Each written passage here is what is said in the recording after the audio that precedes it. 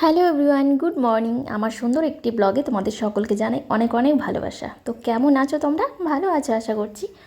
আমিও বেশ ভালোই আছি, বিন্দাস আছি। আর কি বলো তো, সকালবেলা উঠে বিছানাটা টান টান করে পেতে নিচ্ছি। এটা হচ্ছে আমার রোজকার একটা ডিউটি, জানোই তোমরা। আর সকালবেলা বাইরে একটু ফুল গাছগুলোতে জল দিয়ে এলাম। আর জল টল দিয়ে এসে বিছানা টিছানা ভালো করে পেতে নিয়ে ঘরটা আগে ভালো করে ঝেড়ে নেব। ঝেড়ে নিয়ে তারপরে বাদবাকি কাজে যাব। বাদবাকি কাজ মানে তো সেই রান্নাই, জানোই। ওই সকালবেলা উঠে টুকটাক কাজ করেই তো আমাকে দৌড়ে রান্নাঘরেই যেতে হয়। কারণ অন্য সব বাড়িতে যেমন সকাল টাইমটা একটা ব্রেকফাস্ট হয়, আর রান্নাটা দেরি করে করলেও কোনো ব্যাপার না। তো আমাদের বাড়িতে তো তা না। তোমরা সবাই জানো, যারা আমার নিত্যিকার ব্লগ দেখো তাহলে সবাই জানো যে সাত সকালে উঠেই আমাকে রান্নাঘরে ঢুকতে হয়। আর রান্নাটাই আমার মেন কাজ সকালবেলা আর কি। ব্রেকফাস্ট তো আমাদের বাড়িতে সকালবেলা ওই ভাতই বলা চলে। তো দেখো, কালকে যে ফুলগুলো এনেছিলাম একদম মুছে গেছে। তো চলো ওগুলোকে ফেলে দিই, আজকে আবার সন্ধ্যাবেলা আবার নিয়ে আসবো। মানে ভালো লাগে ঘরে না এই ফুলগুলো রাখলে পরে, এত সেন্ট হয়। তো প্রত্যেক দিন আমি নিয়ে আসি, পাশে গাছ আছে তো প্রত্যেক দিন বিকেল করে নিয়ে আসি, আর দুদিন রেখে তারপর ফেলে দিই। তো দেখো ওই ঘর গোছানো কমপ্লিট হয়ে গেছে। আর এই ঘরটা আবার একটু গোছাতে আসলাম, কারণ এই ঘরে তো রাত্রে আর কেউ শোয় না, রিজুই পড়তে বসে। তো সে কারণে বই টই ওলট পালট করে রেখে দেয়। একটু না গোছালে ভালো লাগে না বলো? একটা লোক এসে যদি দেখে বিছানাটার উপরে একগাদা বইপত্র, তো কেমন লাগে, তাই না? তো সে কারণে ওই এসে খালি বই টইগুলো একটু ভালো করে টান টান করে পেতে রেখে যাই, আর কিছু না। আর একটু ঝাড়মুছ করি ব্যাস। নাহলে তো এই ঘরে সেরকম কেউ থাকে না, শুধু গেস্ট আসলেই থাকে, আর সেরকম কেউ থাকে না। রিজু তো এখনও বড় হয়নি না, তো এখনও হয়তো কাকার সাথেই থাকে, কোনো দিন আমার সাথে থাকে, ওর ইচ্ছা মতন আর কি। তো যাই হোক, চলো দেখো বিছানাপাটি একদম টান টান করে এটাও পেতে নিয়েছি।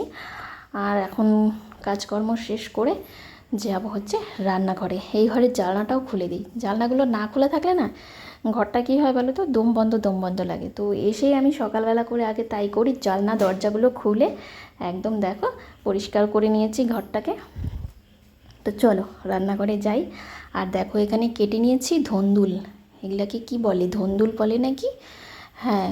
তো ওই ডাল দিয়ে একটু 2-3টা ডাল ছিটিয়ে দিয়েছি, ধন্দুল করব, ধন্দুল ভাজা। আমি তো খাই না, তোমাদের দাদাভাই ওরা খায়, ভালোবাসে। আমি তো খাই না, ভালো লাগে না। তো তবু আছে যখন রান্না করে দিই, ওরা খেয়ে নেবে, এই আর কি। মানে না খেলেও রান্না তো করতেই হবে, তাই না, সবার জন্য, ওরা যেহেতু খায়। আর সবজি টবজি আমার অতটা পছন্দও না। আমার একটু মাছ, একটু মাংস টাংস হলে ব্যাস আমার খাওয়া কমপ্লিট। ওই শাক খাই মোটামুটি আর কি, কিন্তু সবজি টবজি অতটা পছন্দ না। আর দেখো যে আজকে নিয়ে এসছে হচ্ছে লোকাল রুই মাছ আনছে, তো সেটাকেই পাতলা করে একটু ঝোল করব। এই যে দেখো মাছ টাছ ভেজে রেখে দিয়েছি, ভাজা কমপ্লিট আর কি। শুধু মাছের ঝোলটা হলে মাছটা ঢেলে দেবো।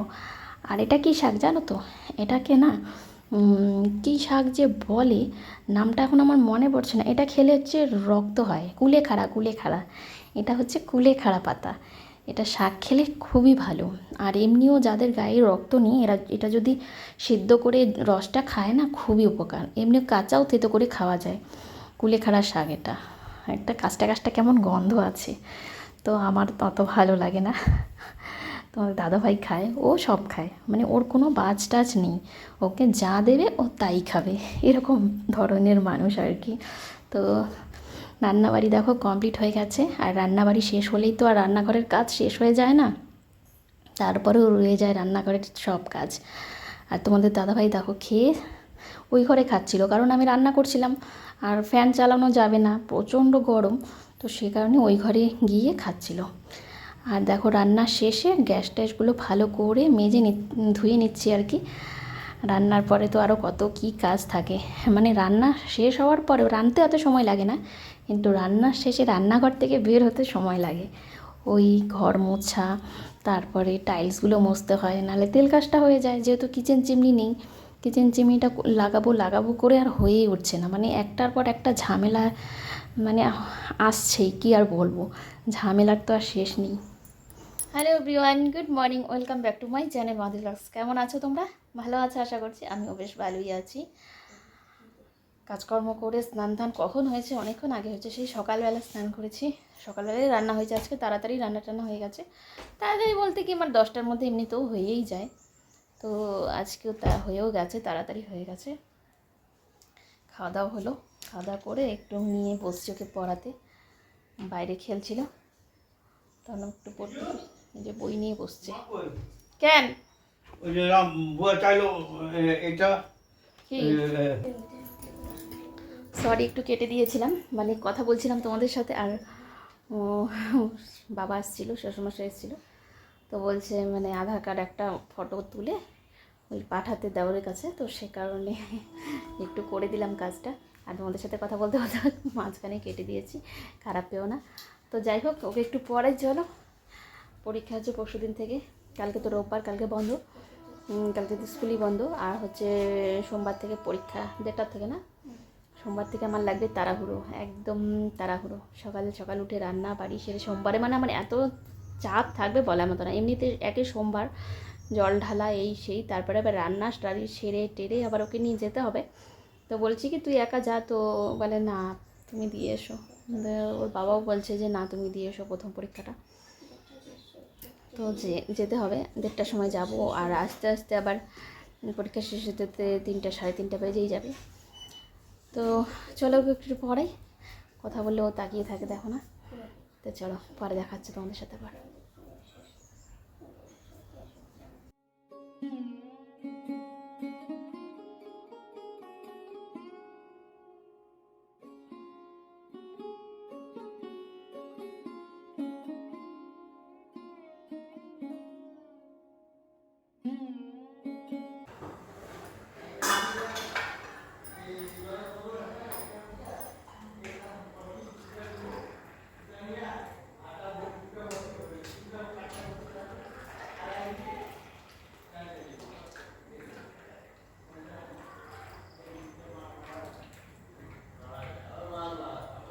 গুড ইভিনিং বন্ধুরা, দেখো চা হয়ে গেছে, আর এখন একটু করবো ডিম টোস্ট।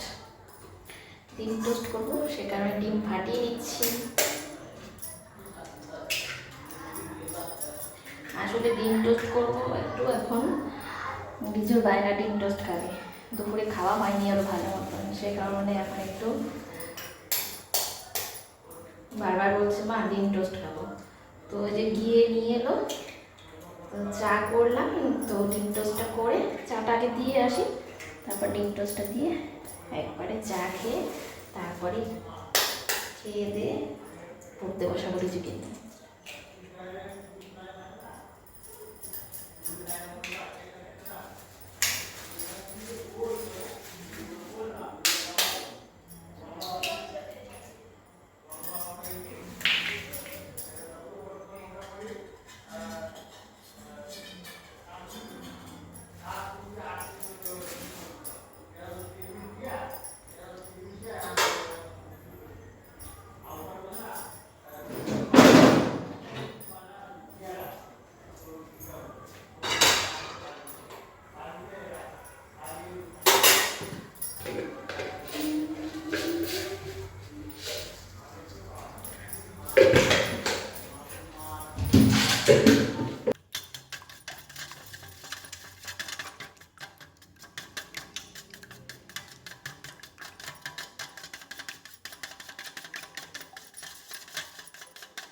সন্ধ্যাবেলা যদি এইসব খাই না, তাহলে আর রাতের খাওয়া আমার বন্ধ।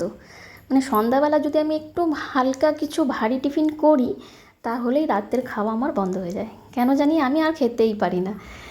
এই কারণে মানে সন্ধ্যার টাইমটা বেশিরভাগ ওই চা আর বিস্কুটই খাই নর্মালি, মানে ভারী কিছু খাই না খেলে, কারণ ওদিনকার আমার খাওয়া বন্ধ, আমি খেতেই পারি না।